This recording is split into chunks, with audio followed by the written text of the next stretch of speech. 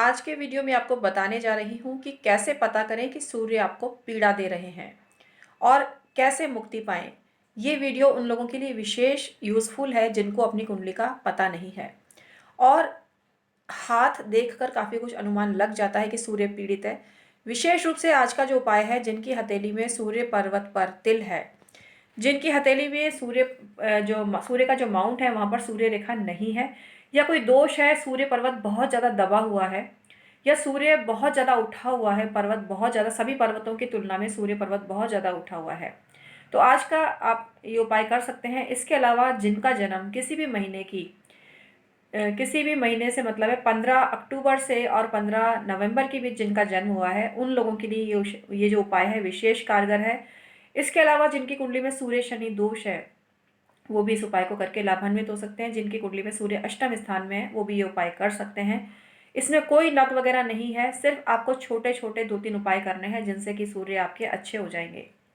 सूर्य अगर अशुभ होते हैं जन्म कुंडली में तो कई तरह की पीड़ाएं देते हैं, लेकिन यहाँ सॉल्यूशन पर बात करते हैं, क्योंकि मैं बहुत सारी वीडियो ऐसी बना चुकी हूँ जिसमें सूर्य कमजोर है तो क्या होगा, उच्च के पावर में है तो क्या होगा, अगर सम राशि में है या एक अच्छी स्थिति में तो क्या होगा, ये सब बता चुकी हूँ। फिर भी जिज्ञासा है तो कमेंट में प्लीज़ भेजिएगा, उस पर पुनः जानकारी दूंगी।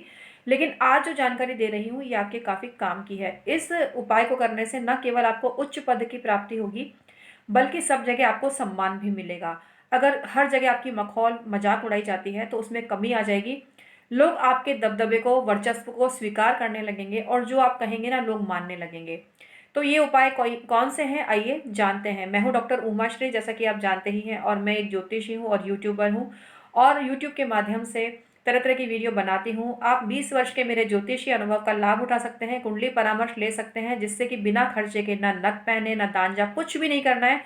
सिर्फ अपने एटीट्यूड को, अपने लाइफ स्टाइल को चेंज करके आप जीवन में बहुत सी खुशियों को प्राप्त कर सकते हैं। तो आइए आज का वीडियो शुरू करते हैं मित्रों। पहली चीज़ सबसे ज़रूरी है, हो सकता है मामूली सी हो, लेकिन आप इसको करके ज़रूर देखना। पहली चीज़ ये है कि आप पिता तुल्य व्यक्तियों का कभी अपमान मत करिए, उनकी कभी हंसी मत उड़ाइए। जैसे कि रास्ते में जा रहे हैं, कोई बुजुर्ग जा रहे हैं और उनके हाथ में भारी थैला है, उनकी हेल्प करिए। किसी बुजुर्ग को लिफ्ट दीजिए, उनको घर तक छोड़िए। कोई गवर्नमेंट अधिकारी हैं तो उनका कभी मजाक मत उड़ाइए, उनसे अच्छे संबंध रखिए। गवर्नमेंट अधिकारी से मतलब कोई उच्च अधिकारी है तो उसका मजाक कोई नहीं उड़ाएगा, लेकिन ऐसा पद जो बहुत उच्च नहीं कहा जा सकता, आर्थिक दृष्टि से वो व्यक्ति कमजोर है लेकिन सरकारी कर्मचारी है, ध्यान दीजिएगा, सरकारी कर्मचारी है तो कभी उनका मजाक मत उड़ाइए। ऐसा करने से सूर्य बहुत ज़्यादा खराब होता है। इसके अलावा गॉड फादर हर किसी के कोई ना कोई होते हैं, जिनके इंस्पिरेशन से, जिनके सपोर्ट से मनुष्य आगे बढ़ता है। लेकिन बाद में देखा गया कि अपना काम निकलने के बाद व्यक्ति उनको साइड में कर देते हैं। ये कभी मत करना। ये करने से आपका सूर्य खराब होता है। बहुत ज़्यादा नमक खाने से बचें। नमक खाने से यश कीर्ति में बाधा उत्पन्न होती है। यदि ये समस्या बहुत ज़्यादा तो नमक खाना कम कर दीजिए, लेकिन अपना रूटीन हेल्थ चेकअप जरूर कराइए। अगर अलाउ है तो जरूर खाइए, नहीं तो ये रेमेडी उनके लिए होती है जिनकी कोई हेल्थ इश्यूज नहीं है। अब हेल्थ के हिसाब से कोई किसी को नमक कम ज़्यादा खाना पड़ सकता है, तो यहाँ मैं डिस्क्लेमर दे रही हूँ कि अपनी हेल्थ के अकॉर्डिंग ही कोई उपाय करें। अगर आपको सूट नहीं करते हैं तो प्लीज़ मत करिए।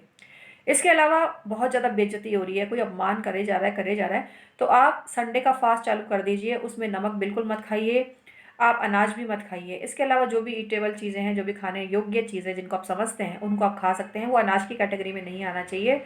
इसके अलावा नमक वाला नहीं होना चाहिए, और नमक भी किसी भी रूप में सेंधा, सादा, काला, कोई भी नमक नहीं होना चाहिए। ये आप जरूर करिए। आदित्य हृदय स्रोत का डेली पाठ करना चालू कर दीजिए। गाय को गुड़ खिलाना चालू कर दीजिए।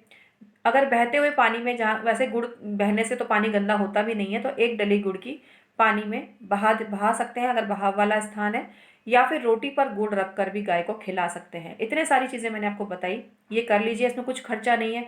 अब आप कहेंगे गाय को रोटी देने में, भाई वो तो खर्चा है, लेकिन पुण्य के जो काम होते हैं उनको मैं खर्चे में नहीं गिनती हूँ। खर्चे में ये होता है आप 1 लाख का स्टोन तो खरीद सकते हैं, लेकिन गाय को रोटी खिलाने में आपको मेहनत लगती है, तो फिर ये आपका भगवान भी कुछ नहीं भला कर सकता। ये फिर आप अपने जिसको बोलते हैं ना, सेल्फ मेड ही है, और जो आपको सही लगे वो करिए।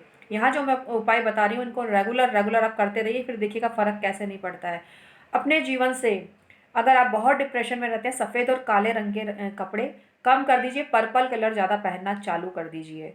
ऐसा करने से आपको बहुत ज़्यादा फायदा होगा। सूर्यदेव का एक चित्र अपने पूरब दिशा में लगाएं, उसको निहारें थोड़ी देर, जो जब सुबह सुबह सनराइज होता है तो थोड़ी देर खड़े रहकर सूर्य देव के समक्ष विनम्र निवेदन कीजिए कि हे सृष्टि के प्रकाश दाता, अगर आप हैं तो सभी तभी सृष्टि का अस्तित्व है। उनके गुणगान कीजिए, सूर्य देव की महिमा उनके ही आगे गाइए जितने अच्छे, जैसे बोलते हैं ना किसी विषय पर निबंध लिखो, तो सूर्य देव पर निबंध लिखना है उन्हीं के सामने, उनके गुण गाथा उनको बताइए। ऐसा करने से आपके अंदर फील पैदा होगा और फीलिंग अच्छी पैदा होने से सूर्य निश्चित रूप से आपका बढ़िया होगा और मान सम्मान दबदबा जरूर कायम रहेगा। जिसका सूर्य बढ़िया है उसका दुनिया में कौन कुछ बिगाड़ सकता है।